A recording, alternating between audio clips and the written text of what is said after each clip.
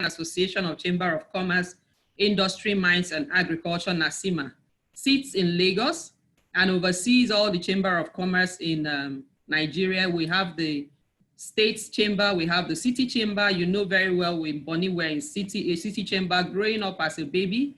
But even as a baby, they are hand-holding us like big people and playing the big league. So thank you so much, sir, for coming. So Your Excellency, sir, please, the floor is yours. Well, thank you very much, DG, for the invitation. I hope I can be heard by everybody. I hope you're hearing me. Yes, we can hear you. Okay, thank you very much. Well, like I said, thank you very much for this initiative. And I must commend Bonny Chambers.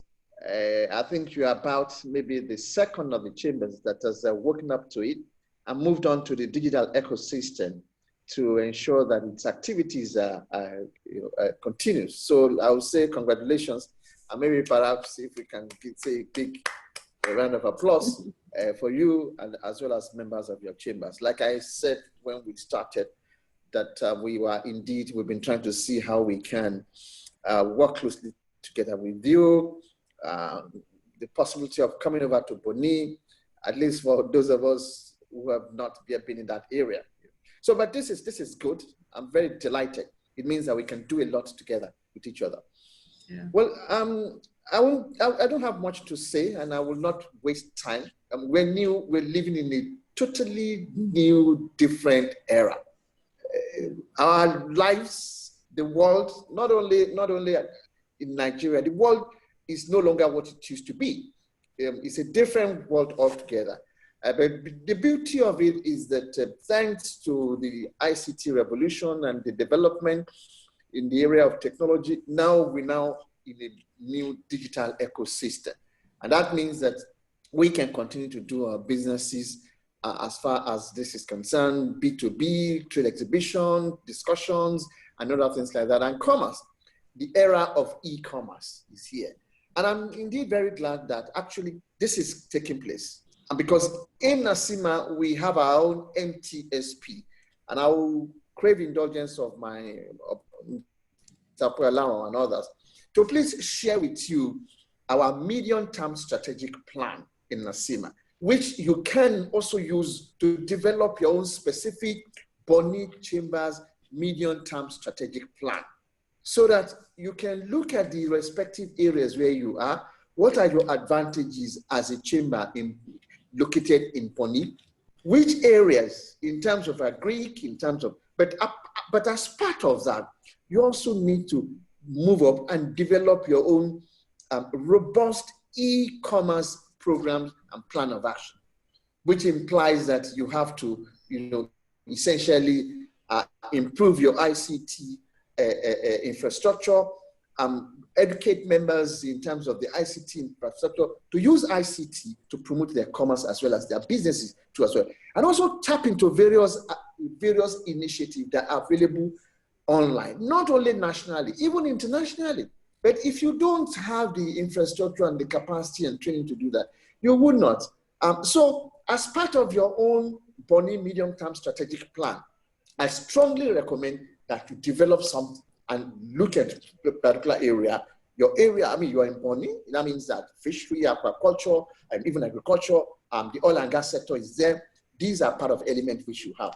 But the long and short of what I'm saying is that please let us work together. Develop the capacity of your member to be able to effectively use the digital ecosystem. It's not only linking and networking with NACCIMA here in Lagos. If you're online and you're up to it, it means you can reach out to any part of the world. So this is our message as far as this is concerned. The various stimulus packages which have been announced here and there are also, of course, something which I think is key and very important as far as we are concerned, to be able to tap into it. We're talking about the Nielsen now, and we understand yet it is not ended yet. But it's going to be over next, sometimes until next year. When we were discussing with Kano Chambers, I was on a webinar like this with Kano Chambers, And they brought in the CBN representative in Kano, who spoke and made clarification that yes, the opportunities are still there. That is one thing I want us to take note of. And also the immediate federal government establishment and others that area. Maybe the CBN, Bonny is in Rivers State. There's nothing stopping you from reaching out the CBN regional office to say, look, sir, we in Bonny wants to do an online engagement with you. And of course, also NERSA and all of us, you know. And before I leave, let me also quickly draw our attention to the ESP, the Economic Sustainability Plan. Please, I would recommend that your chambers should look at it. DG, if you can get a copy of it, electronic version, send to all members of the chambers. Let them digest it. Where are the opportunities available under the ESP? Because it's a program which is going to be a reference point, 2.3 trillion.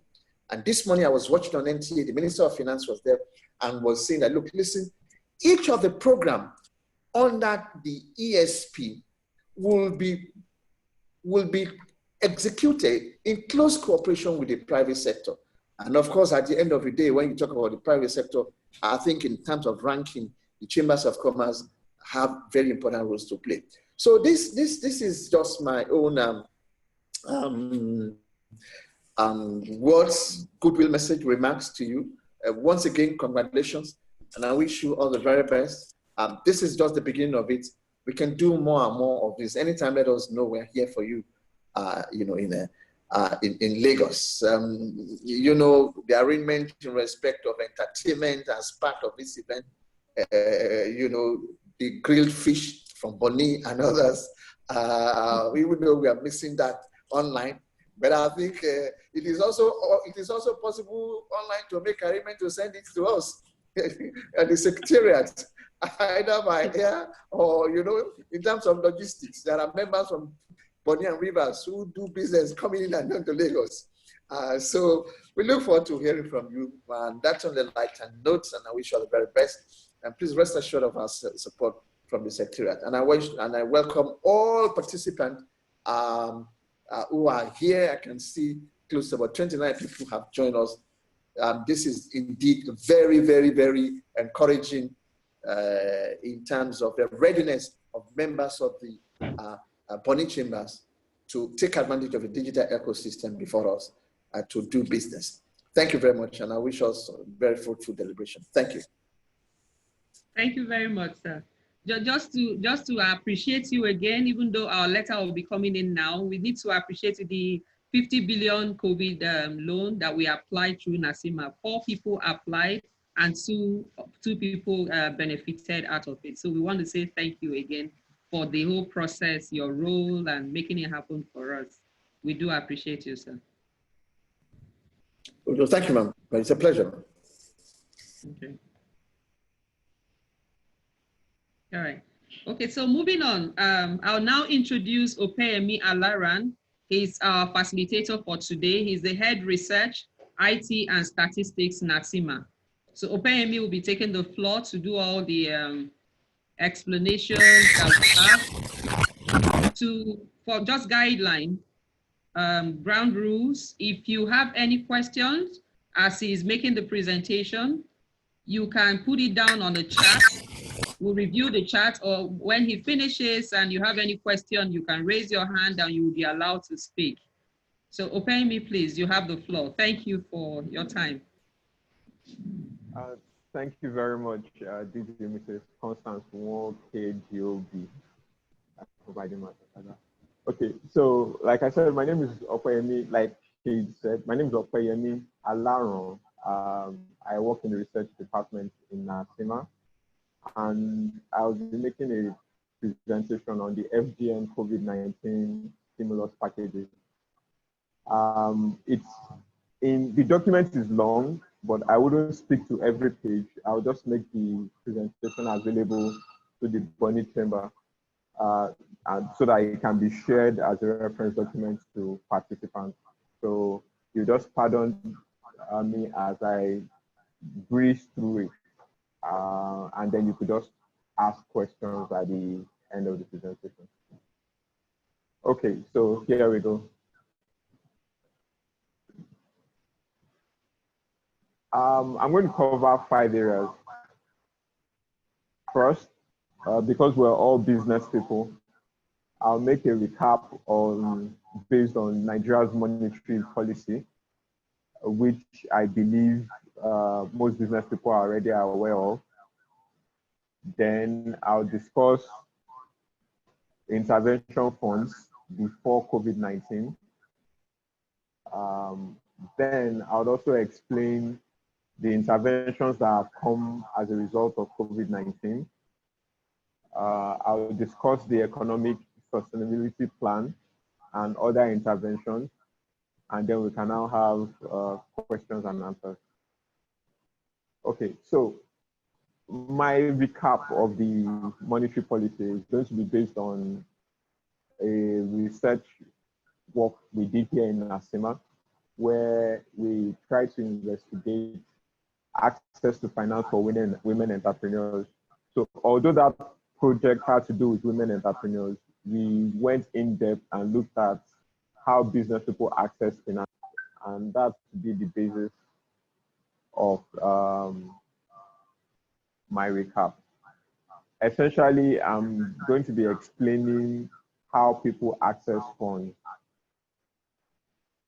So we all know that if you want to access funds right now, what you do is you visit your local bank. They have different loan packages, and in those different loan packages, you request for the loan that you want, and then they give you the loan at an interest rate. The private sector has always complained that the interest rates offered by commercial banks are too high. And this is essentially because the commercial banks have to give these loans at a rate that must not be below the monetary policy rate. The monetary policy rate is set by the Central Bank of Nigeria. So what we find is that since you can't get loans lower than 17%, 18%, and since the government is also aware that not all businesses, especially sectors you're trying to encourage, like agriculture, mining, manufacturing, they won't be able to survive at such high interest loans.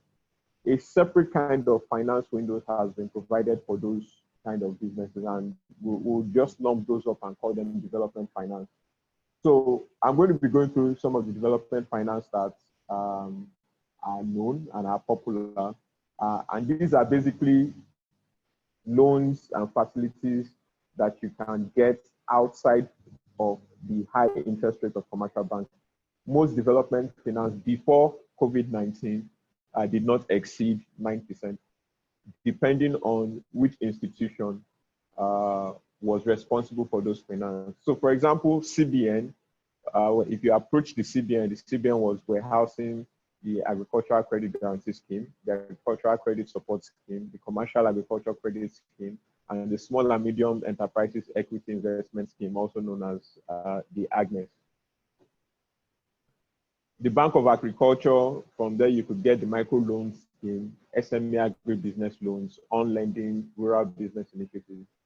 From NACCIMA, you could get direct lending, you could get ECOWAS ISRT, you could get export guarantee, you could get export stimulation, you could get rediscounting and refinancing, and you could get export credit. These are, just like I said before, these are all loans that you could get at single-digit interest rates, depending on who was warehousing those loans. Now, the most popular institution we have is the Bank of Industry, because they've made a name for themselves for the amount of intervention funds, development finances that they warehouse, and the speed at which they offer them. So by the time you go to the Bank of Industry website, you would find that it has the Business Development Fund for Women, Cassava Bed Fund, Cement, Cottage, NEDEP, NADDC for automobile, food security, rice and cassava, sugar development, iDirect Kampala, agro mechanization. Almost 24 different, if not more, 24 different funds available at the Bank of Industry. Most of them at single, or all of them at single digits interest rate, not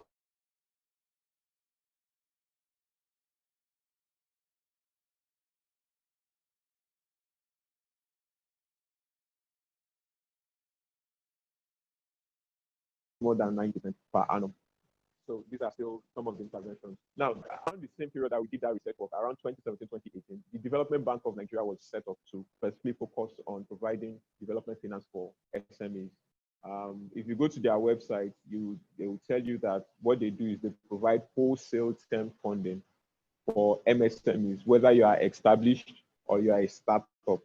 But they will, however, tell you that to access Development Bank of Nigeria finance, you need to go through commercial banks. There's a list of commercial banks that you see on their website, and you are told to approach your commercial bank and specifically request for a Development Bank of Nigeria loan. Your commercial bank will help you apply for the loan, and if you get the approval, the loan will be financed to you through the commercial bank. So these are, at least before COVID-19, this was the ecosystem. This was the system of development finance that was finance that you could obtain that didn't depend on the CBN's monetary policy rate, which is what governs commercial banks. So what now happened after COVID-19? And instead of itemizing line by line, what we're going to do is we'll just quickly go through from when the lockdown of COVID-19 was initiated. We'll just go through pronouncements that were made by the CBN. I won't go through each and every single one of them. I'll just emphasize the ones that affect the private sector. If you want to go through the entire timeline, the link to where you can find this timeline is at the bottom of the screen. So March 20th, when lockdown measures were initiated to avert or to mitigate the health crisis that was hitting the economy as a result of the COVID-19 pandemic, the first thing the CBN did was to devalue the Naira. And essentially, officially, Naira moved from 360 Naira to $1 to 380. Then the monetary policy rate remained the same. Like I said, monetary policy rate is what governs commercial bank rate. There was a suspense of sale to bureau de change. COVID, which was the private sector coalition against COVID-19, was set up by the Aligo Dangote Foundation and Access Bank. The federal government initiated a total shutdown of Ogun, Lagos, and the federal capital. The clearing system was suspended. But these are the areas I will emphasize on. So on April 14th, 2020, the CBN announced the 4 major areas, and this will become something important that we'll discuss when we're discussing the economic sustainability plan. The CBN emphasized 4 areas of its intervention to mitigate the economic impact of COVID-19. First was that the CBN said it was going to focus on the provision of affordable housing. So it will target housing construction by developers. So if you were a developer as at April 14, and you could provide proof of off-takers of properties you are developing, and you could also provide proof of the capacity to repay the loan and provide your BVN, the CBN was offering to provide you with mortgage finance to assist in your development project. In renewable energy, the CBN promised that over the next 3 years, they will provide financial support to environmental-friendly energy production. They said they will also fund cutting-edge research. All this was before the economic sustainability plan, so they are still relevant. They would fund anything that drives innovation and research in every sector through the universities and research institutes. The fourth thing was that they said they will fund light manufacturing by providing 500 billion Naira of the intervention fund over medium and targeted manufacturing firms.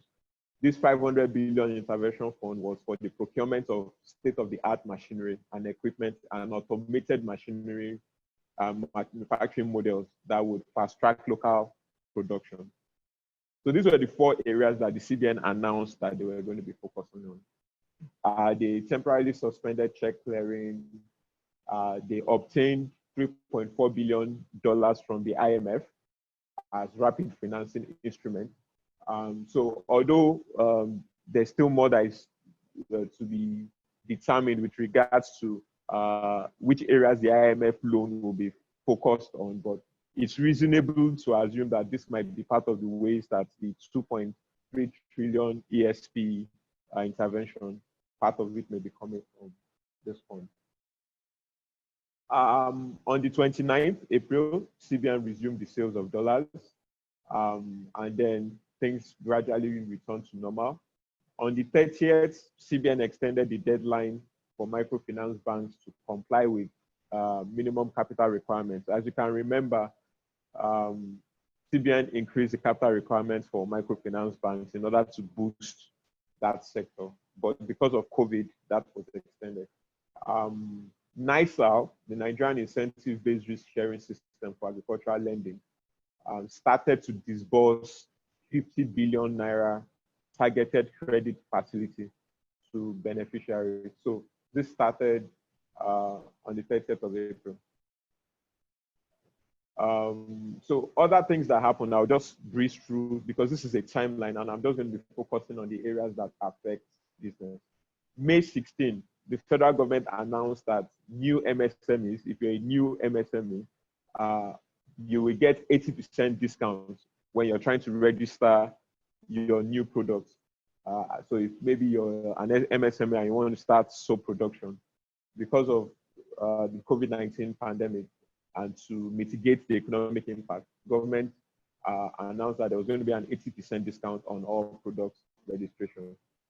They also said, okay, for the first 200 MSMEs that register on the e-platforms, they will do this at no cost for the first 200. This was May, about 2 months ago. MSMEs could still try because the process of registration may require company registration and the rest. So it's still possible that 200 MSMEs have not met this. But even if you are not among the 200 MSMEs, you still get an 80% discount.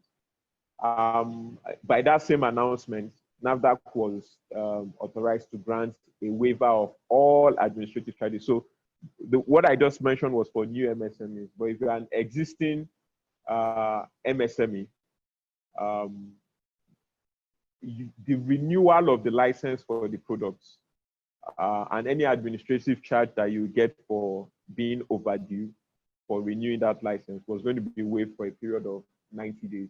So that's still, I think, valid because that will take us to August 16 for existing MSMEs. They have till August 16 to renew their licenses without being charged administrative charges. Okay, so by May 18th, further interventions that were being provided, but this wasn't directly to businesses. This was more focused on returnees, people who were returning to the country and would be bearing quarantine costs. NNPC partnered with the CBN to provide 1 billion naira to cover the cost of hotel accommodation and feeding for returnees. By May 21st, CBN introduced a 100 billion naira credit intervention scheme to mitigate the impact of COVID-19 on businesses, particularly those in the health sector. So this focused more on the health sector. Then CBN did something very interesting, said until March 1st next year, 2021, all those who had obtained development finance before now and who were currently supposed to be paying 9% interest rate, CBN revised their interest rate to 5% per annum. And this will go on up till March 1st next year, and then we'll now revert back to the normal 9%. also, across all development finance, if you're going for new development finance now, you will be accessing that finance at 5% per annum up till March 1st. So it covers both existing beneficiaries of development finance and new beneficiaries of development finance up till March 1st next year. So far so good. CBN says it has approved and disbursed 10.5 billion out of the 100 billion for healthcare. They say that they've also reduced the monetary policy rate to 12.5%. So a situation where this is expected to affect positively the commercial banks' lending rates. We expect that the loans that commercial banks give would reduce at least slightly, since MPR is now at 12.5%. The CBN's Monetary Policy Committee expects that if all these stimulus packages, if all these initiatives are properly implemented, any negative impact on the economy should be reversed by the fourth quarter. So even though we are seeing some negative trends now, they are extremely confident that by the fourth quarter of 2020, that the economy will begin to face positive growth once again. Finally, when it comes to the 50 billion COVID-19 targeted credit facility, now this is different from the 100 billion for healthcare. The CBN made a regulation that the requirement for guarantors will no longer be required. So if you are going to be accessing from June 8th, you are going to be accessing this finance, you will no longer be required to provide guarantors. And I personally, I believe this is the reason why you would see a very huge uptake of those who were able to access this finance, because the previously difficult requirement to get guarantors was waived. CBN also reports that out of the 1.15 trillion COVID-19 pandemic intervention funds in total, about 107 billion has been disbursed. So there's still another 1 trillion that is yet to be disbursed. But under the 100 billion for healthcare, 10.15 billion has been disbursed. Under the Real Sector Support Fund, these are other fundings that are not specific to COVID-19. 93.2 billion has been disbursed. Then the targeted credit facility, the one that waived the need for guarantors, the CBN says 10.9 billion has been disbursed as of June 9th, has been disbursed to 14,000 beneficiaries.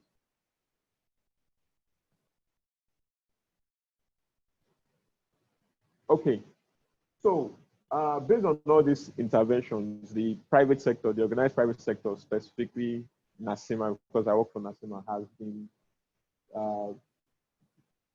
very concerned, very interested, and has been following up with government on all these initiatives, because internally, by all the research that we carried out, the country was going to be facing a much deeper recession than what it faced in 2016. Our thoughts were based on the fact that in 2016, the recession was largely due to a crash in the global price of crude oil. But in 2019, end of 2019, early 2020, we were facing both a health crisis and a crash in the prices of crude oil. So it was going to be a situation where people would not be able to work to get the economy back to normal because of the health crisis. So internally, NACCIMA has been following all federal government interventions because of the need to ensure that the health crisis is addressed and economic activity is stimulated. So part of the thing NACCIMA has done was, NACCIMA was part of the COVID-19 committee at the Federal Ministry of Industry, Trade and Investment. And as part of that committee, we tried to ensure that our members across the nation were still able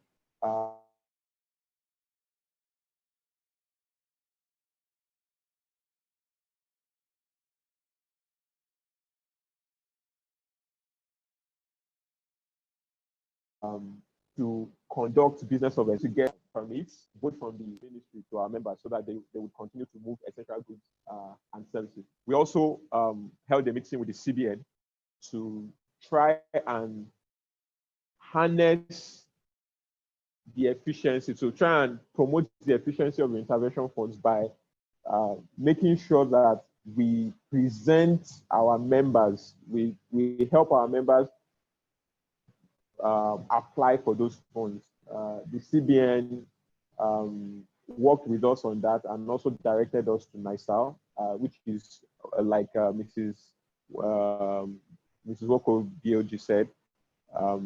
This is part of the activity that led to members of the Bonny Chamber applying. It was as a result of that meeting. So based on these, the private sector and NACCIMA are also very interested in the economic sustainability plan, because this is basically, as far as we're concerned, what is going to stimulate economic activity enough for us to resume our trajectory of economic growth. The document is freely available online, but can also be shared with the Bonny Chamber. The Economic Sustainability Plan was presented by Vice President Professor Yemi Oshibajo on the 11th of June 2020.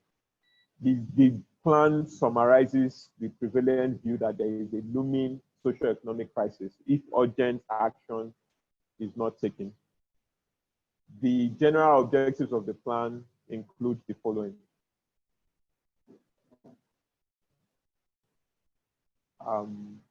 First, to stimulate the economy by preventing business collapse and ensuring liquidity, to retain and create jobs using labor-intensive methods in areas such as agriculture, facility maintenance, housing, and labor-intensive methods and direct labor intervention.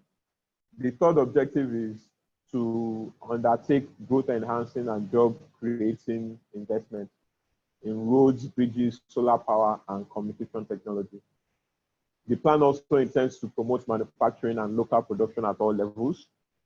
The plan also intends to extend protection to the very poor and vulnerable groups, including women and persons living with disabilities.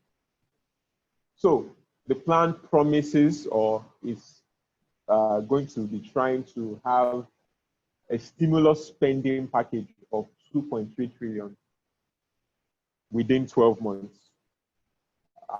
Being such an ambitious project, it's becoming a very major policy framework, and the private sector across board, Chambers of Commerce, Manufacturers Association of Nigeria, small and medium enterprises are very focused on this. So I won't go into the fine details of the plan. I'll just simply talk about the real estate measures, the timeline for those measures, and how much that the government intends to spend. What I expect should be happening now is businesses should start to look at the sectors where they operate, look at how much government is intending to spend in those sectors, and then begin to position themselves in order to benefit from this stimulus spending. So first of all, real sector measures. The plan intends to accomplish food for all, agriculture and food security. The objective is to create 5 million jobs in the agriculture sector while boosting agriculture production and guaranteeing food security. The plan estimates to spend about 635 billion naira in this area over 12 months.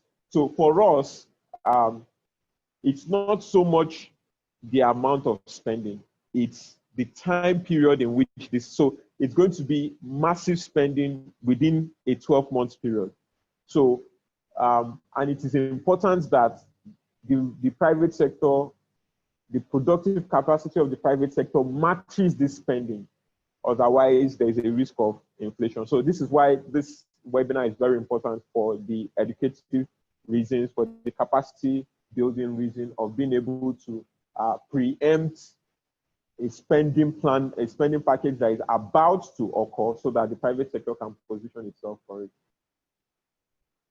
Jobs through homes, mass housing strategy. The objective is to build 300,000 homes in 12 months. The spending expected is about 317 billion naira. Energy for all, solar power strategy to create 250,000 jobs in the energy sector while providing solar power to 5 million households by 2023. The amount expected to be expended, 240 billion naira. Jobs for youths and women post-COVID-19 to create jobs for youth in relevant priority sectors. The plan amounts estimated spending 50 billion naira for direct labor. So they expect to hire labor directly for infrastructure projects and spend 50 billion for these youths and women. The National Gas Expansion Program has 2 tracks. The first track, the objective is to launch a national program to promote the domestic use of condensed natural gas and support the creation of 1 million jobs. Although I am a big fan of the diversification of the businesses in Bonny Chamber, I would still like to say this area should be of very immense interest, being the Bonny Chamber being in very close proximity to the LNG.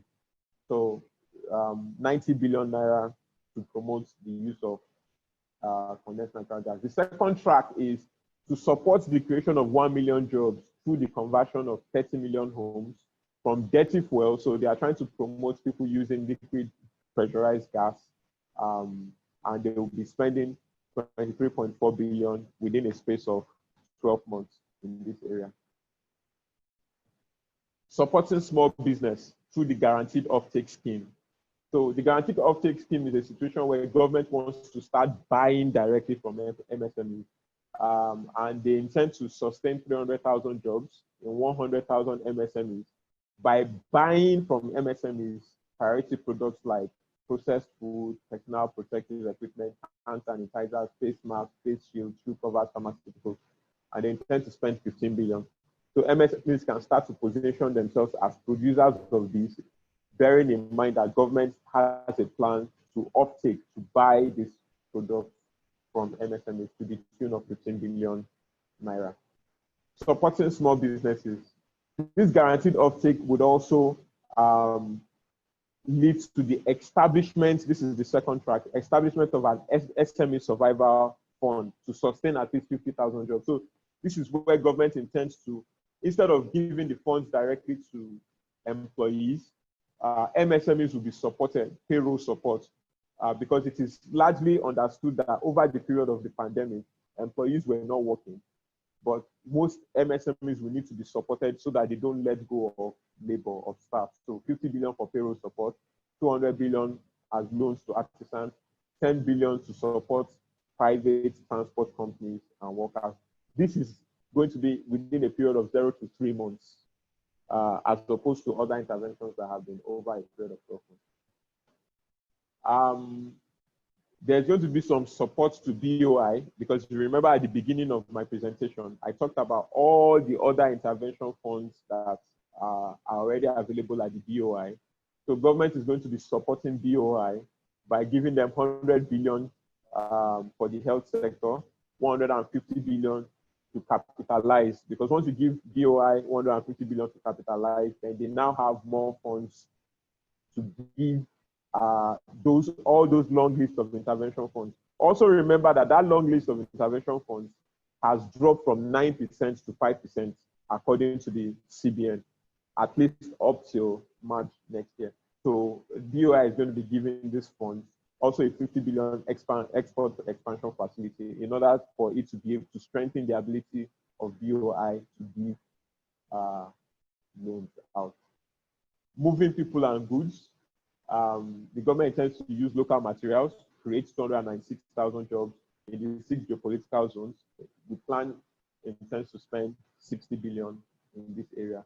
develop a robust health system with capacity to withstand shocks. Like we said, internally within NACCIMA, we see COVID-19 as both a health issue and an economic issue. If you ignore the health issue, the economic issue will become worse. So the economic sustainability plan also agrees with this and intends to develop a robust health system. And about 199 billion is going to be provided for this over the period of 12 months. The WASH initiative, to fast track the WASH program, about 10 billion will be provided for this over the period of 12 months. Science and technology, to provide science and innovation ecosystem, about 144 billion. Internal security, about 2 billion, to strengthen national capacity to manage immigration and public safety post-COVID-19. This is outside of what internal security would have gotten in the revised national budget. Solid minerals will be getting 6 billion to organize arts miners and to develop a mineral value chain in the 6 geopolitical regions. Digital switchover program will get 15 billion to strengthen digital infrastructure. Because as we all know, the few businesses that were able to succeed over the COVID-19 pandemic period were able to do so because they were able to adapt to the digital economy. Most businesses conducted business over WhatsApp, over social media. Logistics businesses in terms of delivery saw a boom period. All these are only able to occur if our digital infrastructure is strengthened. If mobile data becomes, digital penetration of mobile data becomes widespread. So that's a summary, essentially, of the economic sustainability plan. The document itself is about 70-something pages, but I focused on the areas that had to do with funds, sort of breaking down the 2.3 trillion naira in intervention funds. As a result of this, on Thursday, 9th of July, the presidents of the Organized Private Sector of Nigeria. The Organized Private Sector of Nigeria is made up of 5 business membership organizations. So a business membership organization is one that is not for profit and basically caters to the needs of its members. So Bonny Chamber is a business membership organization that is a member of NACCIMA, another business membership organization.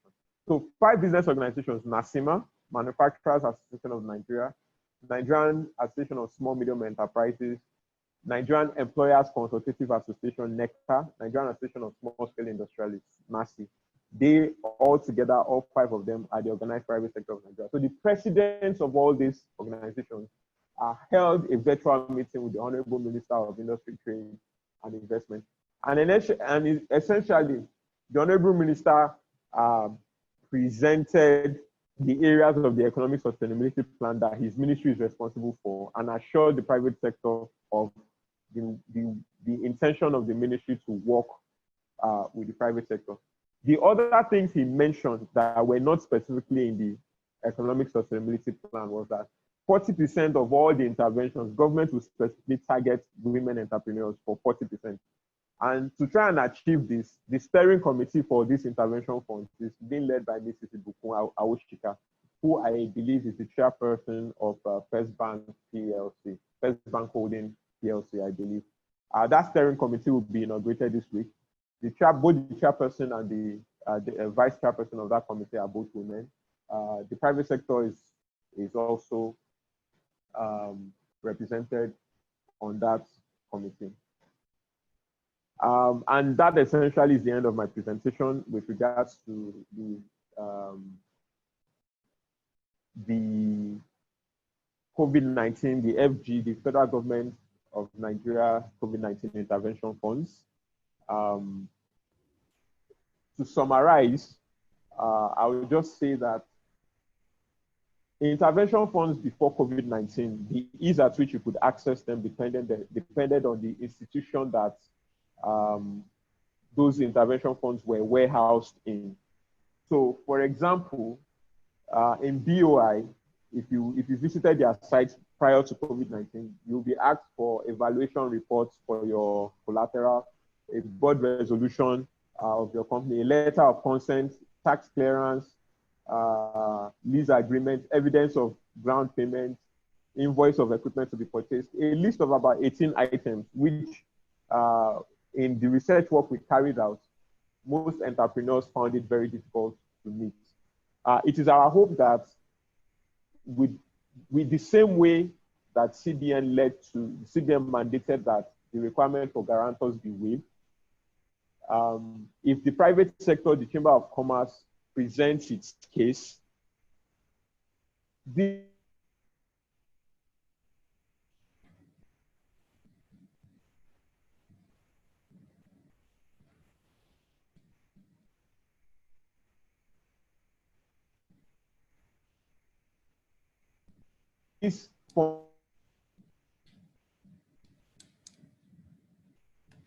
Hello, Ope. Government would actually make these funds easier to access. But the private sector needs to be made such that, because it's in the intervention fund, the Minister of Industry funds for employers for payroll. Can you hear me?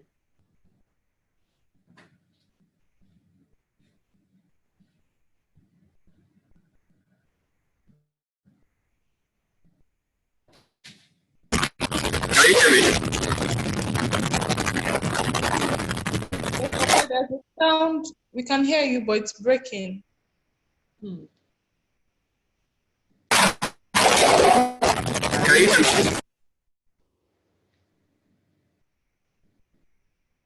Hello? Moment. Can you hear me? Yes, we can hear you now. Oh, okay. So I was just concluding just by saying that although from the economic sustainability plan, we see that some funds are going to be made available. The private sector can't rest. The private sector needs to position itself to ensure that the conditions for accessing these loans are not so stringent. But this will have to go beyond the normal advocacy. Yeah, we have to now work with our members to make sure that they, as much as possible, are formalized to the point that there is reasonable confidence that these loans can be repaid.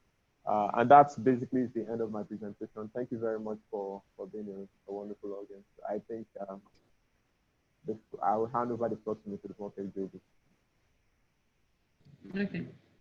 All right. Thank you very much, Ope. Thank you very much. I'm looking at the Q&A screen. Is there any question or any hands raised? Any clarifications from any of the members, please? Any of the attendees? There's just one question we say, please, can well, you... the only question on the Q&A screen is basically asking on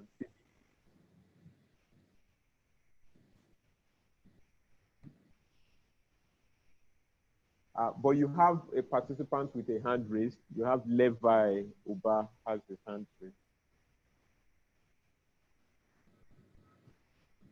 Okay. Okay, another question. How can one request for the funds now?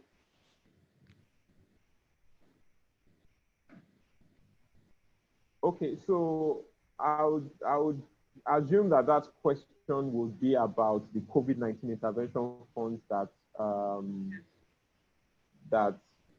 were basically the way it occurred in NACCIMA is we requested our members to go to the NISAL website and apply on the NISAL website, and then submit your details to your chamber, and then your chamber will forward it to NACCIMA, and NACCIMA will present it to the Central Bank of Nigeria. And that was basically what happened.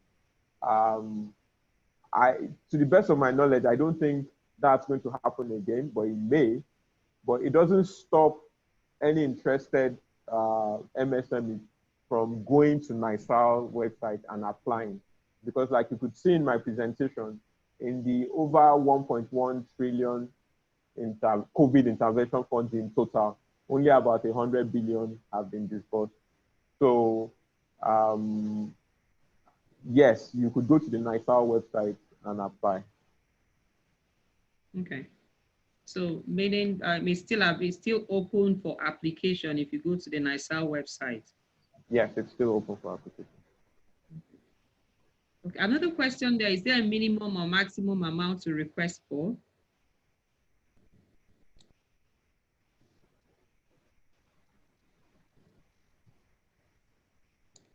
Can I answer that? I think that depends on the package. Did you see that one from Grace? Yeah. Okay. you're absolutely right. It depends on the package. Like if you go to the BOI website, you would find each intervention fund, each development fund has a minimum and a maximum. I believe the one by NICCIMA, the maximum was 10 million. I'm not sure, but it depends on the package, yes. Okay. Then a contractor is now asking, he appreciated you say thank you for the presentation, but how does this affect contractors, the entire stimulus thing? So it depends on what kind of contractor you are. So let's assume, first of all, that you're a building contractor.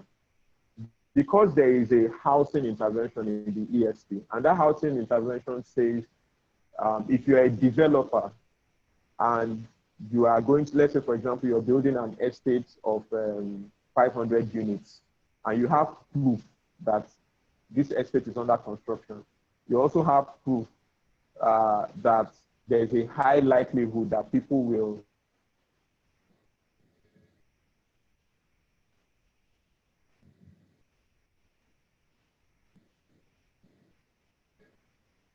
rent that estate to accessing the intervention under the building, the housing construction. An oil and gas contractor, it may be in the gas area. The intervention, if you look at the area that talks about oil and gas, is saying there's an intervention that promotes people, the use of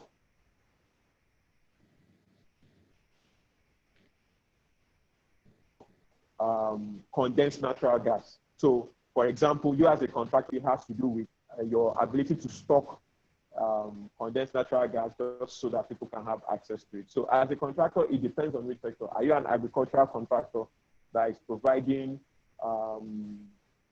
machinery? You can access the funds under the agricultural intervention. So, I don't know if that specifically answers that question. That's fine. So it all depends on the service you're providing as a contractor. Then you use that service and access. Okay, that's fine. So another question here, in the area of private transport companies, is there any provision for PTC with limited fleet or a startup transport company? So, like I said in my presentation, the steering committee of the plan is expected to be inaugurated this week. What the plan tells us is the intentions, but the specifics with regards to how are not yet in the plan. NACCIMA is just fortunate because of its ability to meet with the minister. So we have some details with regards to some aspects, but with regards to the transport sector, we would await further details with regards to how. We would await details with respect to, okay, are they funding the acquisition of vehicles? Are they funding working capital? Are they funding payroll? That's why I said, yes, we have the plan, yes, we have the intentions, but the work isn't over for us at the Chamber of Commerce. We will continue to engage with the government with regards to how these funds are going to be provided. Yeah, that's fine. So we have a limited time now. I have another one. Apart from the 5% interest rate to be paid on the loan, is there any other charges? NICCIMA also have their 4% charges on all loans disbursed through them, and they claim to be CPN microcredit agents. Will there also be insurance charges? So I think these are just questions. Yes. So again, the question can be answered by, it depends on the institution and it depends on the package. One thing I can answer for sure is that with the advent of COVID-19, a lot of these interest-related charges are being waived. Like I showed you in the presentation, from 9% to 5% over a year, and so on and so forth. Pre-COVID-19, we are aware of situations where, or we've gotten complaints from our members of situations where commercial banks obtain development funds but still turn around to give them out as commercial loans. What I would say in answer to that question by Grace Ekufisile is that we would hope that members access these loans and give feedback to the chambers, because in the past, what usually happens is that members get the information about the loans from the chambers, but when they access them, they go directly and the chamber is not aware. So at the end of the day, the chamber is not able to fight for, is not able to advocate on your behalf with regards to if there are some abuses to the loans. So if we're able to say 100 of our members applied, 98 of them got it, and 98 of them were given 4% extra charges, this is something actionable that can now be presented at our next meeting with the CBN, at our next meeting with the ministry, to say, you said it was 5%, but 5 plus 4 is 9. And of course, at that level, these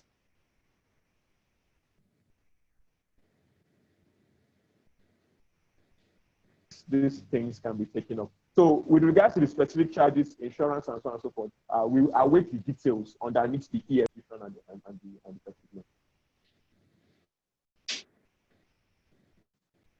Okay. All right. Thank you, Opeyemi. I think the one that asked for the CBN mortgage funding, he needs us to share more slides. Just to assure everyone, the slides will be shared on our site for more information. And this webinar has been recorded, so we'll drop it for you to for everyone to still have more information at any time. We want to appreciate you, Ope, for everything. I would like Godswin Jumbo, Christiana reporters, to just give us a vote of thanks on behalf of all the members. Ope, can you keep Godswin Jumbo? I'm trying to click and I'm not sure I'm getting it all right. That's Godswin Jumbo. Yes. If you can grant him access to appreciate on behalf of all the members. Okay, yes. Yes, he can go ahead now.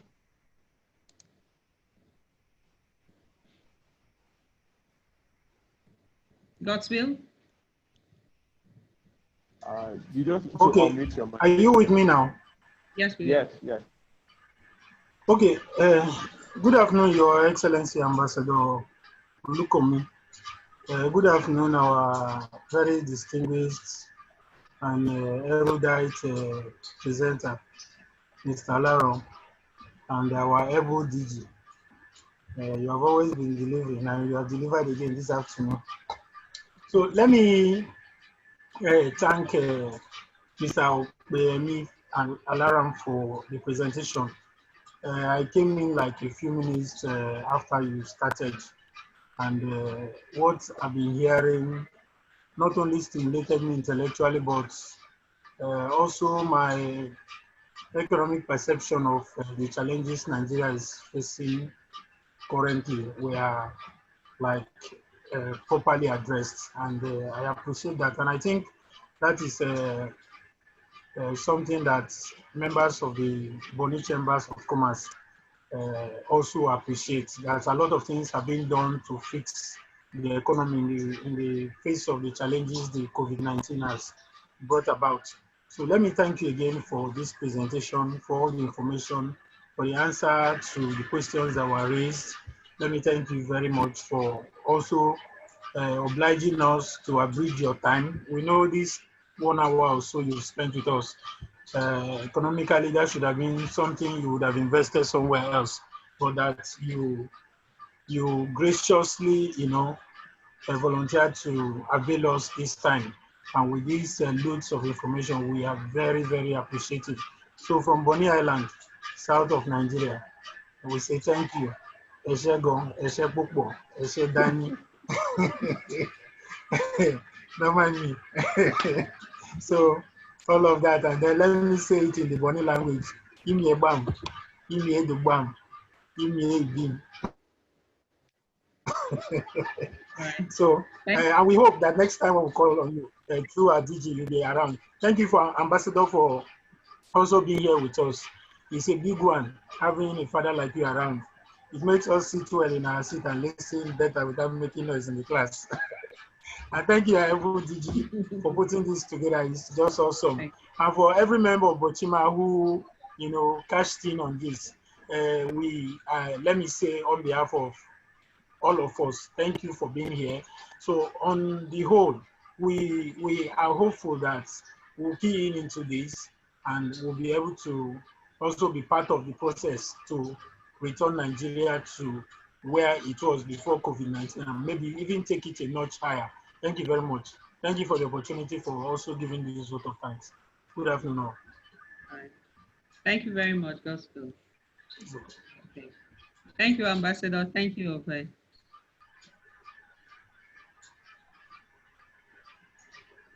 Okay. So with that, closing out the webinar, except if Ambassador wants to say just a word, or we wrap up, or we're good to go.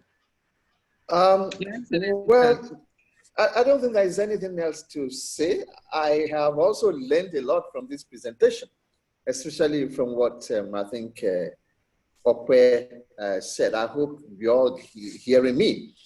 So the next challenge is to walk the talk and practicalize what we have said.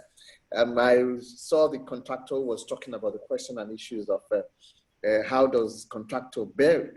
This morning I was listening to the Minister of Planning and Finance, Hamed, and she was giving the good example of the construction project that will be involved. That answers the question that thousands of houses are supposed to be built. And so the most important thing is information is key, it's very important. Please let our members go and look at the economic sustainability plan, because we've also raised the issue with the ministry that our members will come forth. So this is what I suggest we all do, so that we can have a reference point in terms of what we want to do. Once again, thank you very much. I really appreciate it. Like I said, that fish from Bonny, well grilled. It will arrive Lagos just in the 1 hour thereabout. And the NACCIMA headquarters is not far away from the airport. So leave the rest to us in terms of picking the package of fish from. Thank you very much, and I wish us a very pleasant day, a very pleasant week. Thank you very much, and congratulations once again to BOCCIMA. Thank you very much, sir. Thank you. Thank you, Ope. And thank you, everyone. Thank you, all the members, for your time. Thank you. Thank you.